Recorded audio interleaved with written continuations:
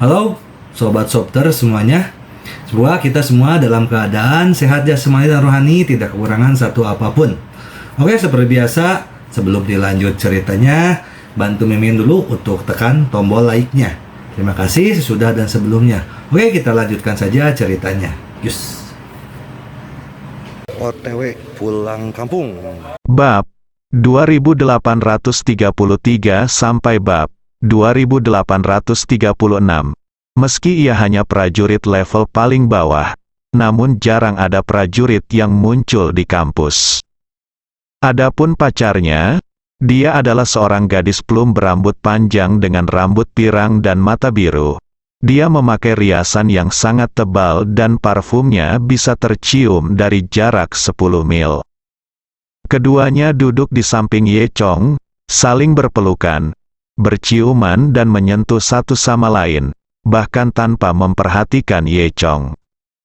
Tentu saja orang asing lebih berpikiran terbuka mengenai hal ini.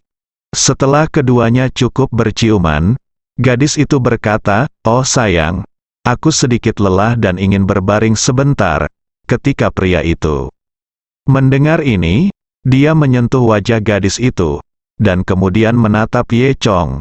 "Nak, pergi dan duduklah di samping." Ye Chong terhibur dengan sikap suka memerintah pria ini. Pria ini tampaknya lebih hebat daripada kepala sekolah. Ye Chong berkata, "Mengapa? Saya datang untuk duduk di sini dulu. Jika Anda ingin berbaring, berbaringlah di tempat lain." Ini membuat anak laki-laki itu kesal.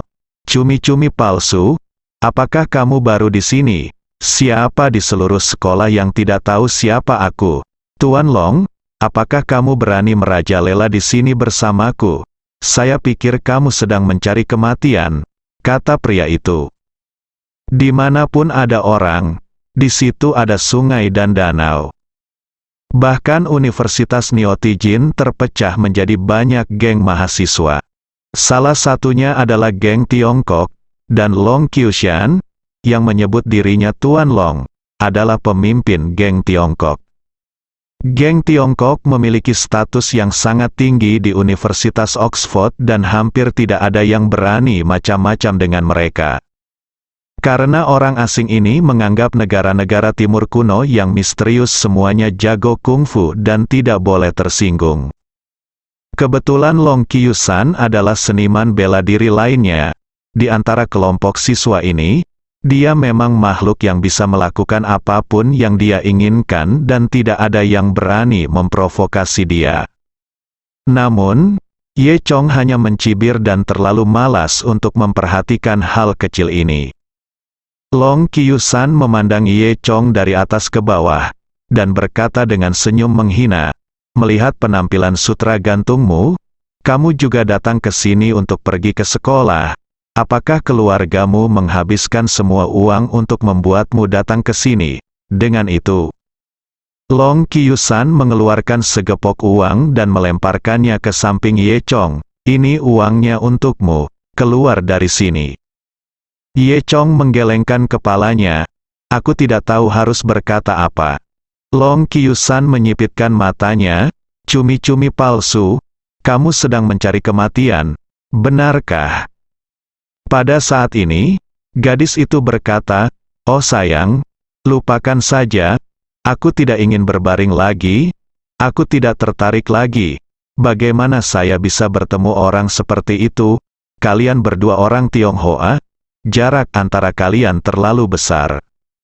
Long Qiushan tersenyum dan berkata, "Benar, sayang, kamu tidak tahu, di Tiongkok, ada banyak orang-orang seperti dia dengan benang gantung. Dia tidak punya uang dan tidak punya penglihatan. Anda dapat mengetahui dari melihat penampilannya bahwa dia tidak akan pernah menemukan apapun dalam hidupnya. Kurang dari seorang wanita. Haha. Tidak heran kamu harus memberi ruang. Untuk kami, saya pikir Anda iri pada kami, kan? Anda hanya ingin merusak kencan kami." Setelah mendengar ini, gadis itu menggelengkan kepalanya dan menatap Ye Chong dengan jijik. Pada saat ini, Ye Chong menemukan bahwa seorang wanita cantik sedang berjalan ke arah mereka di kejauhan. Orang itu tidak lain adalah Zhang Xiaojun. Zhang Xiaojun berdandan khusus dengan riasan tebal sebelum tampil. Dia memiliki bibir merah, eyeshadow yang indah, dan gelombang besar di kepalanya. Dia mengenakan t-shirt hitam longgar dan celana pendek denim di kakinya, memperlihatkan dua kaki putih ramping. Kulit Zhang Xiaojun seputih dan sehalus susu, dan di bawah sinar matahari tampak seperti susu. Riasan Eropa dan Amerikanya, dipadukan dengan wajah oriental yang lembut, memadukan kemurnian dan gaya, dan dia sungguh menakjubkan. Kemanapun dia lewat, dia langsung menjadi fokus semua orang. Setelah Ye Chong melihat Zhang Xiaojun, emosi karena tidak melihatnya dalam waktu lama muncul di hatinya, dan matanya melebar. Long Qiushan memperhatikan penampilan Ye Chong dan mengejek, "Cumi-cumi palsu? Apa yang kamu lihat? Apakah kamu melihat keindahan itu? Haha, kamu masih tahu cara memandang wanita cantik." Sebelum dia selesai berbicara, dia berbalik dan menemukan. Itu ternyata itu adalah Zhang Xiaojun. Yang tidak disangka Long Qiushan adalah Zhang Xiaojun akan begitu menawan hari ini. Faktanya, Long Qiushan telah lama mengejar Zhang Xiaojun, tetapi Zhang Xiaojun tidak pernah menyetujuinya.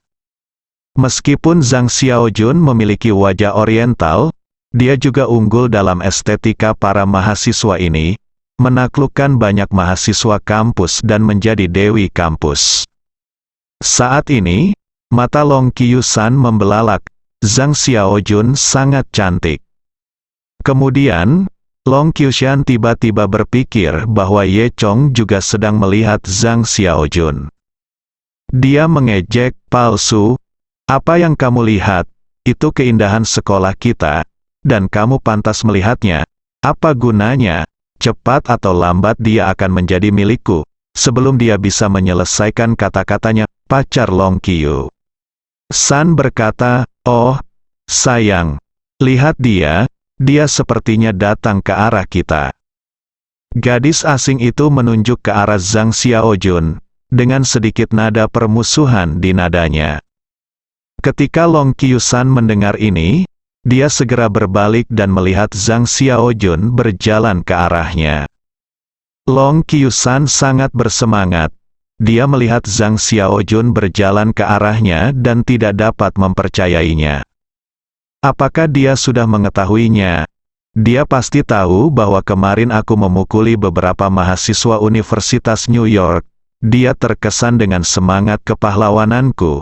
Jadi dia berinisiatif untuk melemparkan dirinya ke pelukanku. Long Qiushan berkata dari dirinya sendiri, "Oh, sayang, apa yang kamu bicarakan?" Gadis asing itu berkata dengan sedih. Meskipun gadis asing ini juga sangat cantik, dibandingkan dengan Zhang Xiaojun, dia hanyalah seekor ayam tua tanpa bulu. Apakah Long Qiushan masih peduli padanya? Long Qiushan tampak bersemangat, lalu mendorong gadis asing di sebelahnya menjauh, berdiri, dan dengan penuh semangat bersiap menyambut Zhang Xiaojun. Pada saat ini, Ye Chong juga berdiri dan melihat Zhang Xiaojun berjalan mendekat. Zhang Xiaojun juga melihat Ye Chong berjalan semakin cepat, dan akhirnya hampir berlari. Dia hanya menatap Ye Chong di matanya dan sama sekali tidak memperhatikan Long Qiushan di sebelah Ye Chong. Long Qiushan belum mengetahuinya, tapi dia masih mengejek Ye Chong. "Haha, kamu diausi bau? Apa yang kamu lakukan berdiri? Hanya sekali melihatnya akan membuatmu bersemangat, kan? Akan kutunjukkan padamu apa yang aku sedang melakukan. Kamu tidak akan pernah belajar cara memeluk wanita cantik seumur hidupmu. Jadi silakan saja dan iri padanya." Saat dia berbicara, Zhang Xiaojun sudah berlari di dekatnya.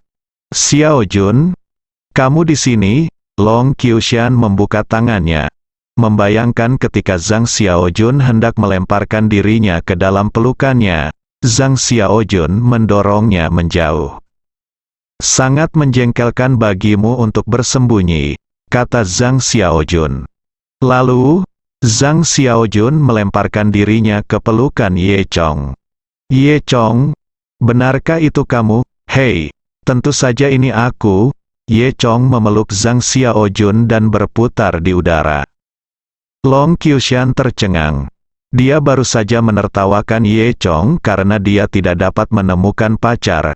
Pada saat ini, dia sebenarnya sedang memegang primadona sekolah tercantik di Universitas Neotijin. Dia sama sekali tidak mengerti apa yang sedang terjadi. Dan bagaimana Zhang Xiaojun bisa peduli dengan penampilan orang lain saat ini? Dia memeluk Ye Chong dengan erat. "Ye Chong, aku tidak menyangka kamu benar-benar datang. Ini benar-benar kejutan besar bagiku," kata Zhang Xiaojun. Pada saat ini, Long Qiushan terbatuk 2 kali dan berkata, "Xiaojun, apakah kamu tidak melihatku di sini?" Zhang Xiaojun melirik Long Qiushan, lalu kembali menatap Ye Chong, dengan senyuman di wajahnya. Dia menganggap Long Qiushan sebagai orang yang transparan. Kemudian, Zhang Xiaojun bertanya, "Ye Chong, kapan kamu datang ke sini? Bagaimana kamu datang ke sini? Mengapa kamu tiba-tiba muncul di sini?" Long Qiushan sangat marah saat ini.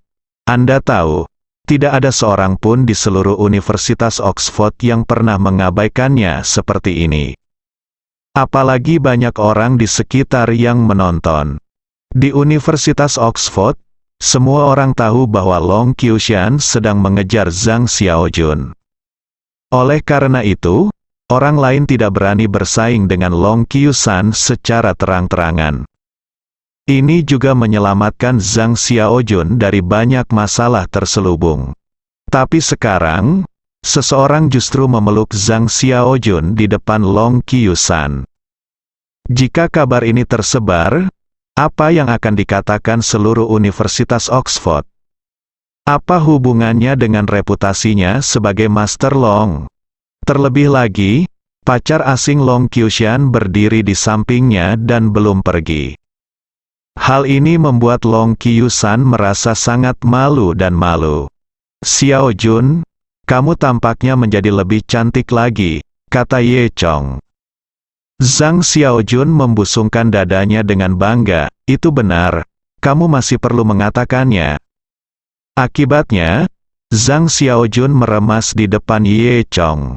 Ye Chong hanya merasa sangat elastis, dan kemudian berkata sambil tersenyum, "Yah, sosoknya tampaknya jauh lebih besar." Wajah kecil Zhang Xiaojun segera memerah. "Orang jahat, kamu tidak akan pernah mengubah caramu."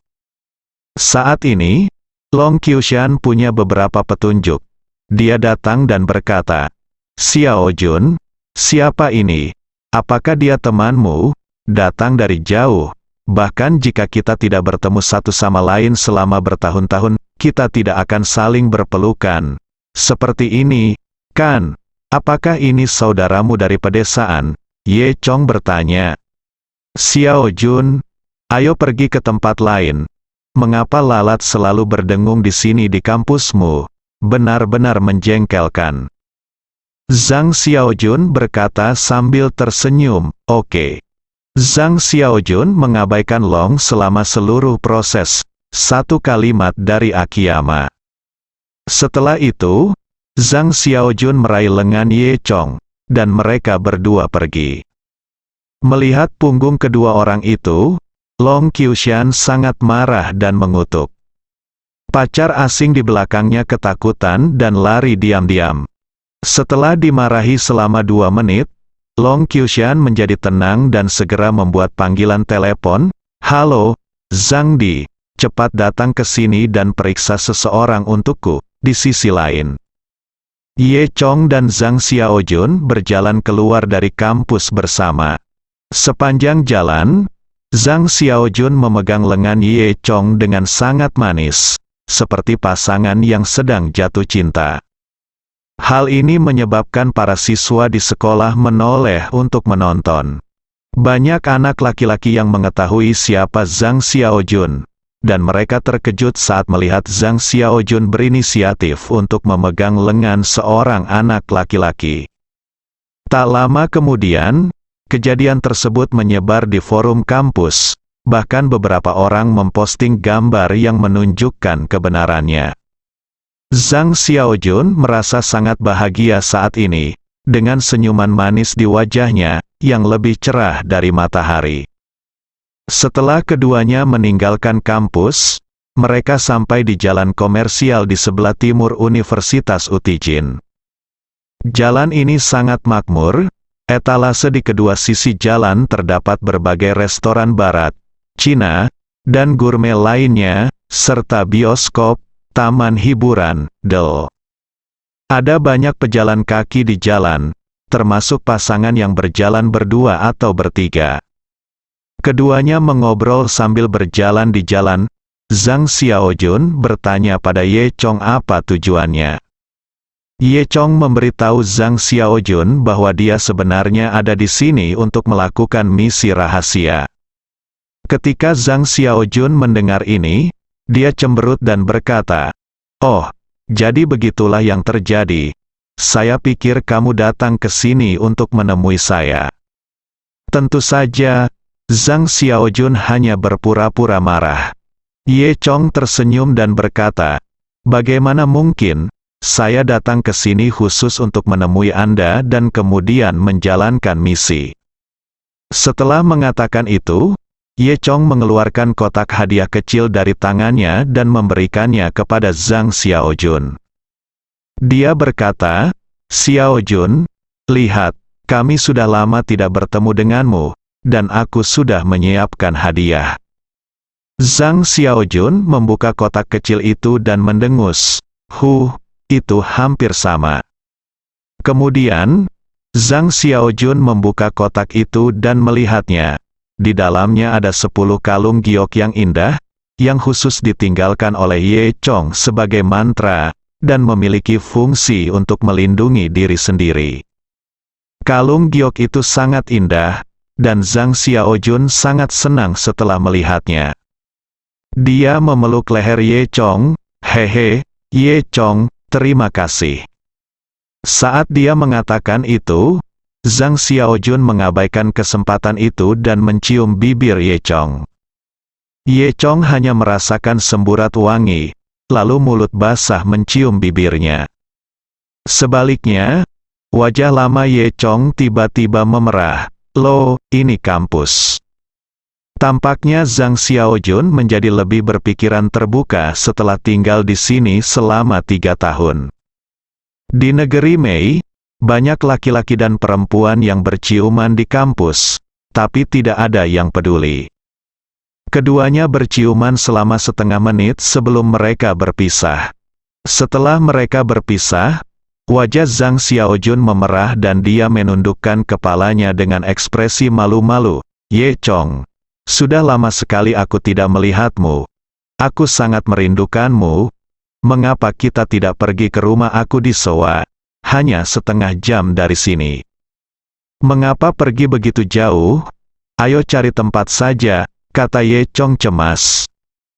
Karena itu, kedua orang itu baru saja berjalan menuju pintu sebuah hotel cinta yang mewah. Ye Chong mau tidak mau menyeret kertas kecil itu dan berjalan ke hotel. Zhang Xiaojun menunduk, tampak sangat pemalu.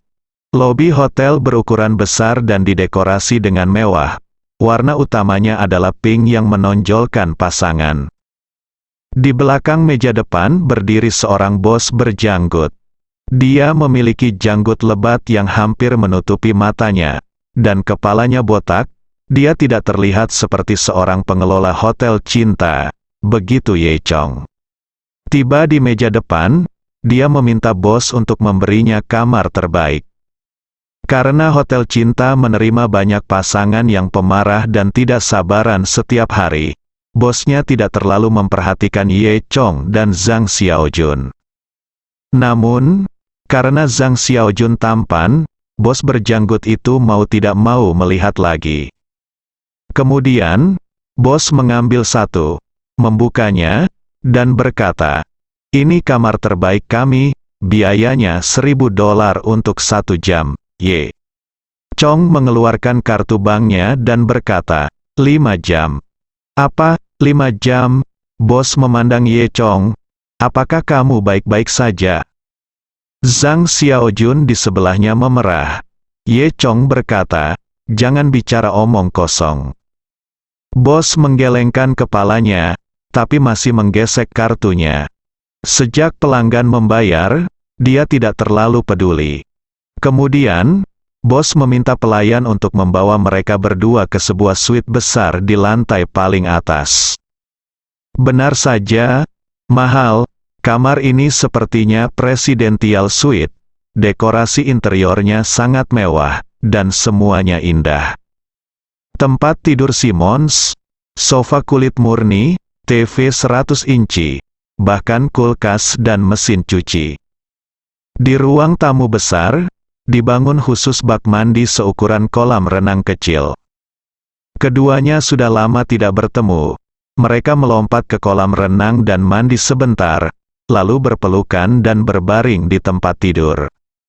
Selama lebih dari 4 jam, Ye Chong tidak berhenti sampai Zhang Xiaojun memohon belas kasihan. Inilah indahnya berlatih seni Dewa Naga. Mereka berdua sedang berbaring di tempat tidur, dengan hangatnya sinar matahari sore menyinari mereka. Tubuh cantik Zhang Xiaojun sepertinya ditutupi lapisan kain kasa emas. Dia berbaring di lengan Ye Chong dan dengan lembut mengusap lingkaran di dada Ye Chong dengan tangannya. "Sepertinya tubuhmu lebih kuat," kata Zhang Xiaojun malu-malu. Ye Chong juga berpikir keras, seolah-olah dia kembali ke sore itu di rumah Zhang Xiaojun, ketika dia bersama Zhang Xiaojun untuk pertama kalinya. Terkadang, Ye Chong masih merindukan kecerobohan saat itu. Namun kini zaman telah berubah, dan banyak hal telah berubah. Zhang Xiaojun beristirahat sejenak. Awalnya dia merasa sangat lelah, tetapi sekarang, dia sangat energi dan merasa seluruh tubuhnya penuh kekuatan. Zhang Xiaojun berkata, "Ye Chong, ini benar-benar aneh. Aku tidak tahu kenapa, saat aku bersamamu barusan, aura khusus memasuki tubuhku. Tapi sekarang aku merasa segar." Buku Seni Dewa Naga dipraktikkan oleh Ye Chong ini adalah semacam keterampilan kultivasi ganda. Tidak hanya dia, tetapi juga wanita secara alami bisa mendapatkan manfaat tertinggi. Ye Chong berkata sambil tersenyum, "Benarkah? Haruskah kita melakukannya lagi?"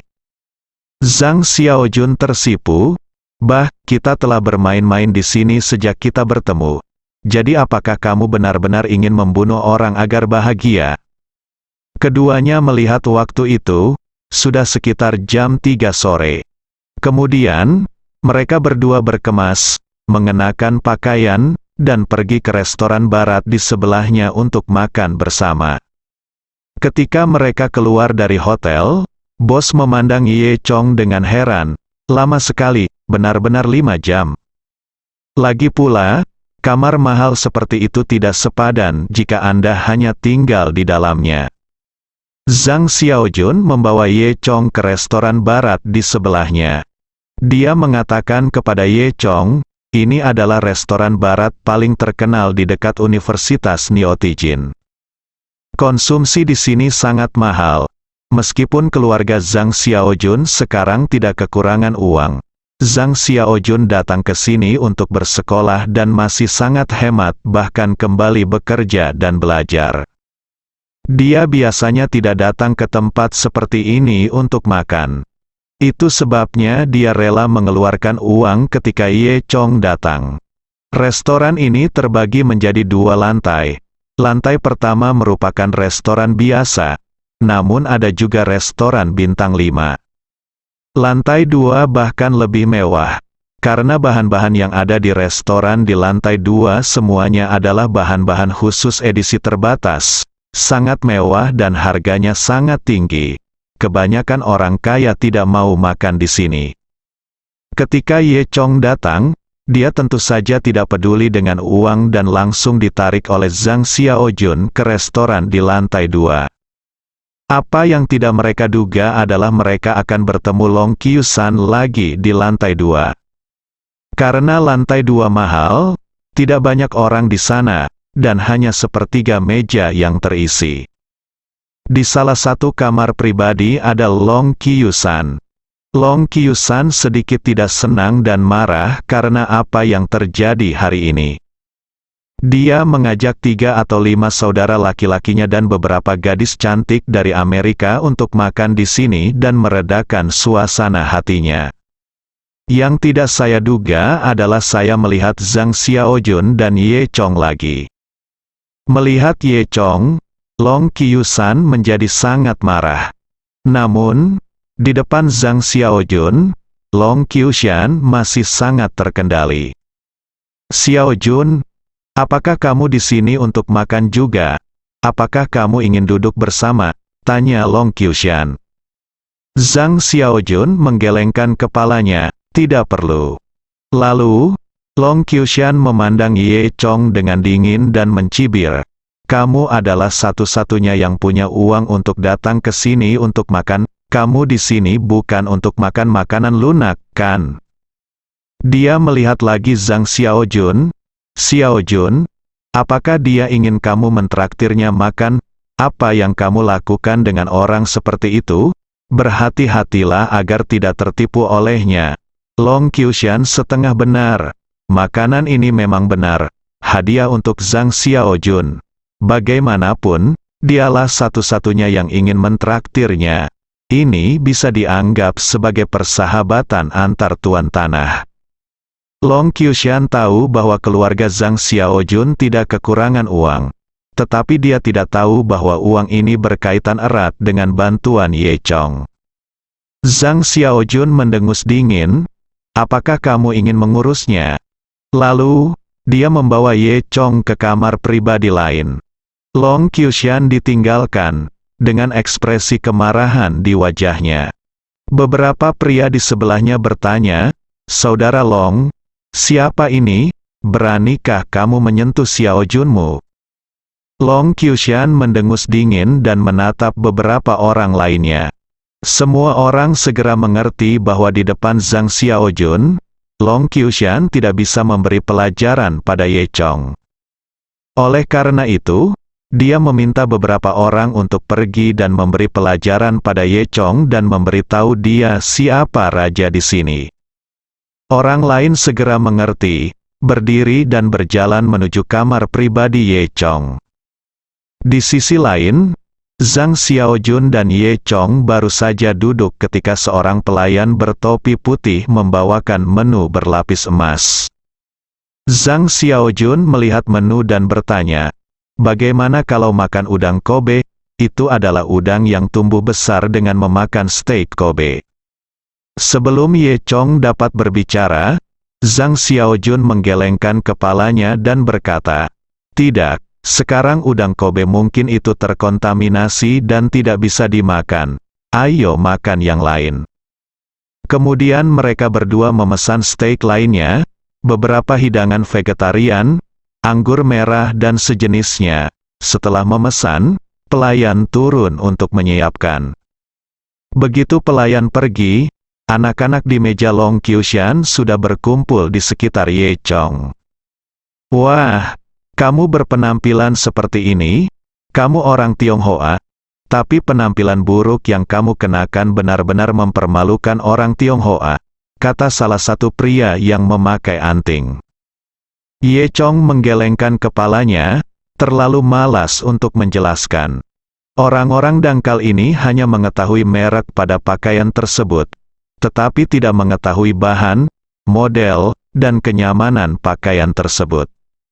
Pakaian Ye Chong saat ini semuanya dikustomisasi menggunakan bahan dan teknik bermutu tinggi, sangat nyaman dan menyerap keringat, dan tidak akan mudah rusak bahkan dalam pertempuran, sehingga cocok untuk dikenakan Ye Chong. Dan salah satu bajunya cukup berharga untuk membeli beberapa merek pakaian kelas atas. Orang-orang bodoh ini melihat bahwa pakaian Ye Chong tidak memiliki informasi apapun tentang merek besar yang mereka kenal, dan mereka hanya mengira itu adalah merek yang tidak dikenal. Jadi mereka tidak menganggap serius Ye Chong, mengira dia miskin. Ketika yang lain melihat bahwa Ye Chong diam, mereka mengira Ye Chong adalah seorang pengecut, dan terus berkata kepada Ye Chong, "Aku merasa kasihan padamu, dan aku ingin menghajarmu." Tahu, pria dengan anting-anting lanjutan. "Iya, menurutku kamu kelihatannya pantas untuk dihajar," ucap salah satu pria dengan rambut dicat kuning. Pria beranting itu tertawa dan berkata, "Omong kosong apa yang kamu bicarakan dengannya? Ayo kita hajar dia dulu dan beritahu dia betapa kuatnya dia." Pria ketiga terkekeh. Dia memiliki tato di lengannya dan berkata, Aku akan memberinya warna dulu." Sambil berbicara, dia mengangkat tinjunya sebesar karung pasir. "Bob, kalau kamu memukulnya 2 kali, kamu bisa memukulinya sampai mati. Itu juga akan membuatnya ingat bahwa kita berada di Washington, bukan kampung halamannya." Haha, pria beranting itu tertawa. Huang Mao juga tertawa dan berkata, "Benar, nak, sebaiknya kamu lebih jujur padaku. Seekor anjing di Washington bisa membunuhmu. Mengapa kami tidak memberimu kesempatan sekarang? Berlututlah dan minta maaf kepada kami. Mungkin kami bisa. Saya bisa mengampuni nyawa anjing Anda."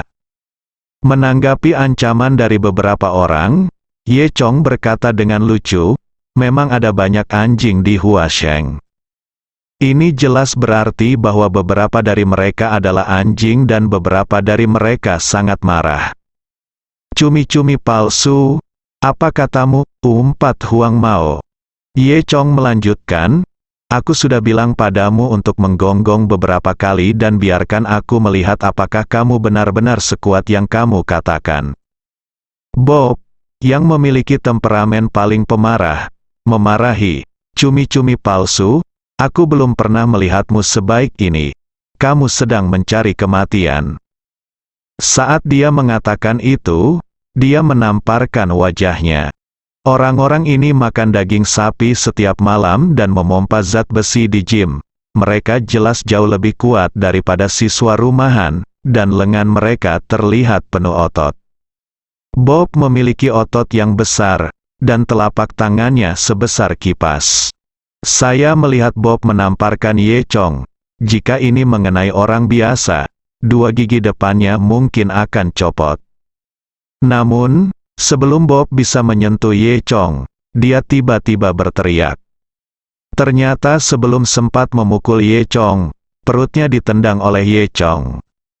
Ye Chong mengumpulkan hampir 10 tingkat kekuatan, mencoba yang terbaik untuk mengendalikan dirinya, dan menyentuh lawan dengan ringan.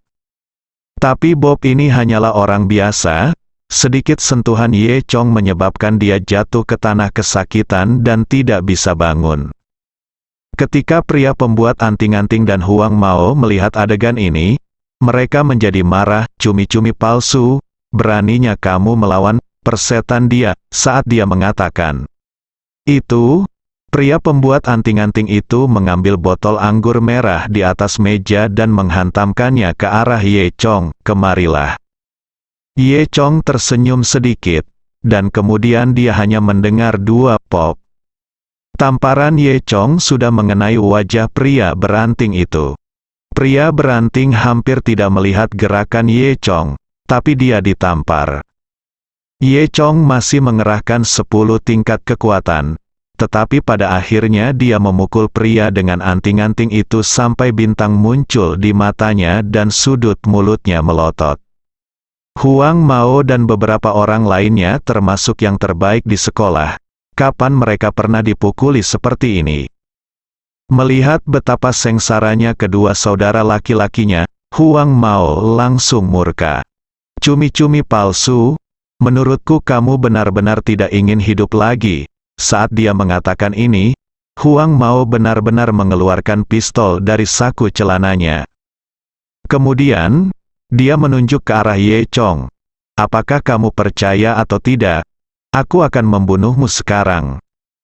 Ketika Huang Mao mengeluarkan pistolnya, semua orang di restoran barat berteriak, dan semuanya menjadi kacau. Meski dulu membawa senjata legal, namun tidak banyak orang yang berani mengeluarkan pistol di depan umum. Begitu pistolnya keluar, saya khawatir seseorang akan terbunuh. Semua orang tercengang, takut melukai diri sendiri. Hanya Ye Chong yang sedikit tersenyum dan tidak peduli sama sekali. Zhang Xiaojun di sebelahnya juga kaget saat melihat pistol itu. Dia tahu bahwa meskipun Ye Chong kuat, dia tidak mengira Ye Chong bisa menahan senjata api. Ekspresi Zhang Xiaojun berubah seketika, dan dia dengan cepat melihat ke arah Long Qiushan di ruangan pribadi lain di kejauhan. Long Qiushan, mintalah orang-orangmu untuk menyimpan pistol mereka. Apa yang mereka lakukan? Kata Zhang Xiaojun. Long Qiushan mencibir di wajahnya saat ini, seolah itu tidak ada hubungannya dengan dia.